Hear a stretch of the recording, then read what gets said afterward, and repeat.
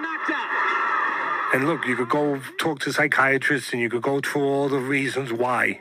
Hiding between a wall when he was a kid. Yeah, that's part of it. I'll tell you another part of it.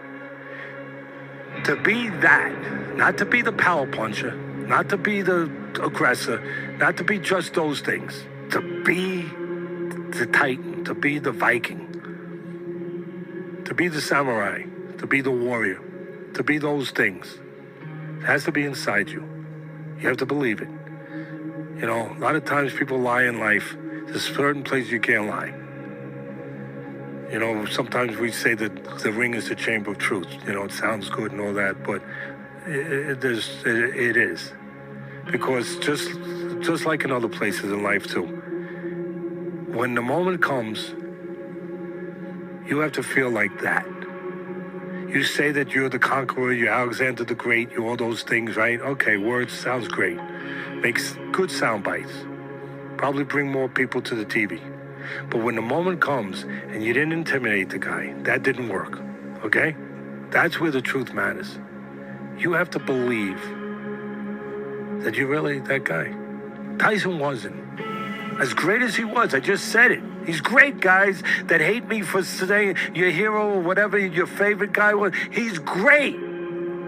Just not great in this area. And if you're a guy that, hey, listen, he was convicted, so I think it's fair, that raped somebody, okay? Now, listen, I wasn't in that room, and I don't know, but I know enough people in the business that there was a lot of other bad things that he did that are just not things that you would probably want to hang around with somebody if you're a halfway decent human being that he did that were weak things, okay? Weak things. So when you do weak things and you know they were weak things and now you got to do a strong thing, how do you become strong when you know that you did those weak things and you know that's really you and you got a guy across from you named Evander Holyfield that doesn't give a shit about how hard you punch, doesn't give a crap about what a finisher you are, doesn't give a crap about how fast you put your punches together. You're going to have to make him a believer by doing it.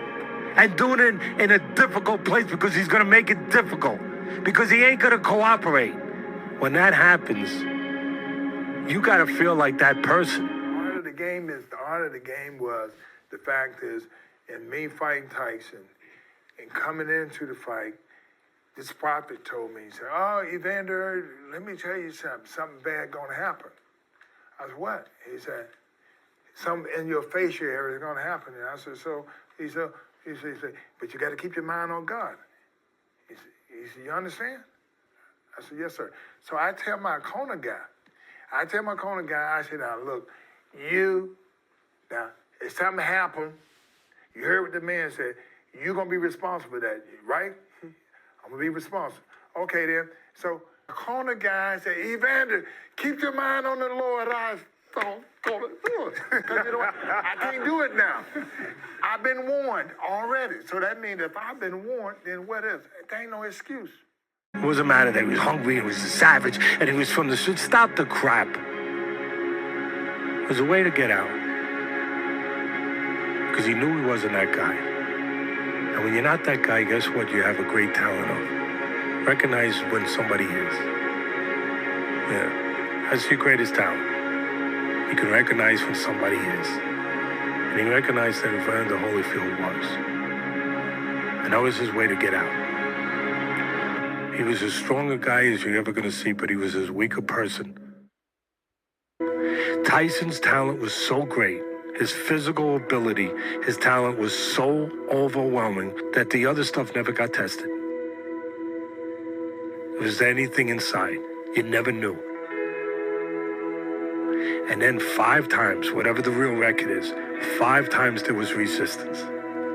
5 times it became a real fight. 5 times there was something to overcome. And he failed all 5 times.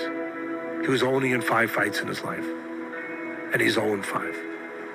Down goes Tyson.